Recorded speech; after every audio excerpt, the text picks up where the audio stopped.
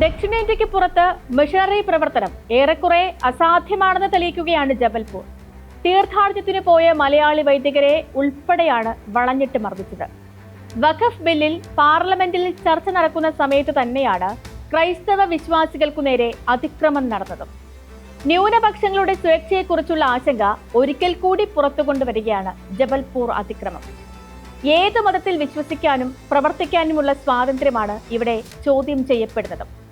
ഭൂരിപക്ഷമുണ്ട് എന്നതുകൊണ്ട് ന്യൂനപക്ഷത്തെ അടിച്ചൊതുക്കാൻ ഇറങ്ങുമ്പോഴാണ് ജനാധിപത്യത്തെക്കുറിച്ച് ആശങ്കകൾ ഉയരുന്നത്. സ്പോട്ട്ലൈറ്റ് ആരംഭിക്കുന്നു. ജബൽപൂരിൽ ക്രൈസ്തവരെ അടിച്ചൊതുക്കുന്ന വിശ്വ ഹിന്ദു പരിഷത്ത്. കേന്ദ്ര സഹമന്ത്രി സുരേഷ് ഗോപി പറയുന്നത് പോലെ അവിടെ അങ്ങോട്ടും ഇങ്ങോട്ടും അതിക്രമം നടക്കാറില്ല. മധ്യപ്രദേശിലെ ജബൽപൂരിൽ വിശ്വ ഹിന്ദു പരിഷത്തും RSSും BJPയും തന്നെയാണ് കാര്യങ്ങൾ തീരുമാനിക്കുന്നത്. അവിടെ അങ്ങോട്ടൊന്നും കൊടുക്കാറില്ലെന്നും ഇങ്ങോട്ട് തല്ലുവാങ്ങുന്നത് മാത്രമേ ഉണ്ടാകാറുള്ളൂ എന്നുമാണ് പുറത്തുവരുന്ന റിപ്പോർട്ടുകൾ പറയുന്നത്. ജബൽപൂരിൽ വൈദികരെ ആക്രമിച്ച ആ ദിവസത്തെ വീഡിയോ തന്നെ ശ്രദ്ധിക്കാം. തല്ലുന്നവരെ തടയാൻ പോലീസ് നോക്കുന്നതേയില്ല. മാത്രമല്ല, തല്ലുന്നവരെ പിന്തിരിപ്പിക്കാനും ശ്രമിക്കുന്നില്ല. തല്ലുകൊണ്ടവരെ കസ്റ്റഡിയിലെടുത്തതുപോലെ കൊണ്ടുപോവുക മാത്രമാണ് ചെയ്തത്. കൊണ്ടുപോകുന്ന വഴിക്ക് സ്ത്രീകൾ ഉൾപ്പെടെ വന്ന് മർദ്ദിക്കുന്നുണ്ട്. അപ്പോഴും മർദ്ദിക്കുന്നവരെ തടയാൻ കൈ ഉയരുന്നതേയില്ല. ലോകത്ത് മറ്റെവിടെയെങ്കിലും ഇങ്ങനെ സംഭവിക്കുമോ? മർദ്ദിക്കുന്നവരെ പോലീസ് തടയുകയോ വിരട്ടി ഓടിക്കുകയോ ചെയ്യുന്നതാണ് എങ്ങും കാണാറുള്ളൊരു നീതി. ഇവിടെ മർദ്ദിക്കുന്നവർക്കെതിരെ വാക്കുകൊണ്ട് പോലും പ്രതിഷേധിക്കാൻ പോലീസ് തയ്യാറാകുന്നില്ല. ഭരണകൂടവും ഭരണ സംവിധാനങ്ങളും മുഴുവൻ ഭൂരിപക്ഷം കിട്ടുന്ന പാർട്ടിയുടെ ചൊൽപ്പടിയിലാകുന്നത് എങ്ങനെയാണെന്ന് ഈ ദൃശ്യങ്ങൾ തന്നെ കാണിച്ചു തരും. കഴിഞ്ഞ വർഷം ഇന്ത്യയിൽ ക്രൈസ്തവർക്കെതിരായ 640 അതിക്രമങ്ങൾ ഉണ്ടായി എന്നാണ് evangelical fellowship of liberty commission പറയുന്നത്. 2014 ഇത്തരത്തിലുള്ള 147 കേസുകൾ മാത്രമായിരുന്നു ഉണ്ടായിരുന്നത്. RSSും BJPയുമാണ് കൂടുതൽ അതിക്രമങ്ങൾക്ക് പിന്നിലെന്ന് സംഘടന ആരോപിക്കുന്നു.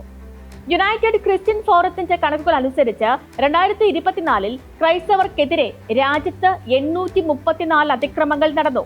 2023 601 അതിക്രമങ്ങളും ക്രൈസ്തവർ രാജ്യത്ത് നേരിട്ടു. പള്ളികൾ കത്തിക്കുന്നതും വൈദികർക്കെതിരെയും വിശ്വാസികളെയും ആക്രമിക്കുന്നതും കൊലപാതകവും ലൈംഗിക അതിക്രമവും വരെ ഈ പരാതികളിലുണ്ട്. മധ്യപ്രദേശിൽ ക്രൈസ്തവർ ന്യൂനപക്ഷം മാത്രമാണ്. 2011 സെൻസസ് അനുസരിച്ച് മൊത്തം ജനസംഖ്യയുടെ 0.29% മാത്രമാണ് ക്രൈസ്തവർ. 0.4%-ലും അല്പം കൂടുതൽ മാത്രം. 7,26,00,000 മധ്യപ്രദേശിലെ ജനസംഖ്യ. അതിൽ 2,13,282 പേർ മാത്രമാണ് ക്രൈസ്തവർ. 10 വർഷം മുൻപുള്ള സെൻസസിലേക്കാൾ 0.01% മാത്രമാണ് ക്രൈസ്തവരുടെ എണ്ണത്തിലുണ്ടായ വർധനവ്. മധ്യപ്രദേശിലെ ജനസംഖ്യാ വർധനയുടെ നിരക്ക് വെച്ച് തുലോം തുച്ഛമായ വർധനയാണ് ക്രൈസ്തവരുടെ എണ്ണത്തിലുണ്ടായത്. BHP ആരോപിക്കുന്നത് പോലെ വ്യാപകമായ മതപരിവർത്തനം നടന്നിരുന്നുവെങ്കിൽ ക്രൈസ്തവരുടെ ജനസംഖ്യ ഇതിന്റെ പല മടങ്ങുണ്ടാകണമായിരുന്നല്ലോ.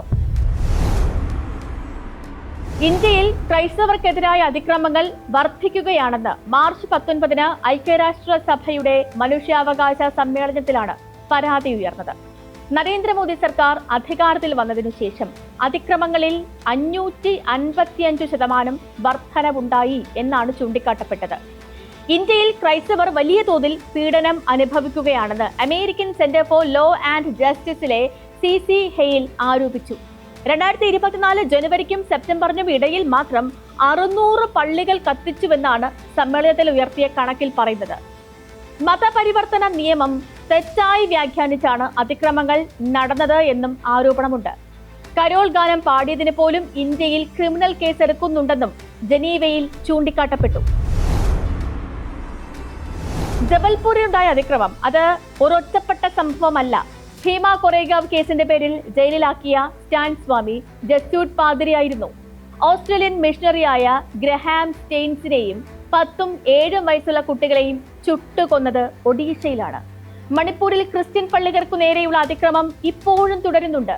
ജബൽപൂരിൽ ആക്രമിക്കപ്പെട്ടത് ഒരു ബസ്സിൽ തീർത്ഥയാത്രയ്ക്ക് പോയവരാണ്. പ്രദേശത്തെ ക്രിസ്ത്യൻ തീർത്ഥാടന കേന്ദ്രങ്ങളിലൂടെ സന്ദർശനം നടത്തുന്നതിനിടയിലാണ് ഈ സംഘത്തെ വളഞ്ഞിട്ട് ആക്രമിച്ചത്. ഇവിടെ ലംഘിക്കപ്പെടുന്നത് ഭരണഘടന ഉറപ്പു നൽകുന്ന വിശ്വാസത്തിനുള്ള സ്വാതന്ത്ര്യമാണ്. ഏതു മതത്തിൽ ചേരാനും വിശ്വസിക്കാനും പൗരന് സ്വാതന്ത്ര്യമുണ്ട്. പരാതി ഉണ്ടെങ്കിൽ കോടതികൾ വഴിയാണ് തീർപ്പ് കൽപ്പിക്കേണ്ടത്. പാതിരിമാരും മെത്രാന്മാരും ആക്രമിക്കപ്പെടുമ്പോൾ അതിന് മറുപടി പറയാൻ രാജ്യത്തിന് ഉത്തരവാദിത്തമുണ്ട്. അണികളെ നിലയ്ക്കു നിർത്താൻ ഭരിക്കുന്ന പാർട്ടിക്കുമുണ്ട് ബാധ്യത. സ്പോട്ട്ലൈറ്റിന്റെ മറ്റൊരു വിഷയമായി നാളെ ഇതേ സമയം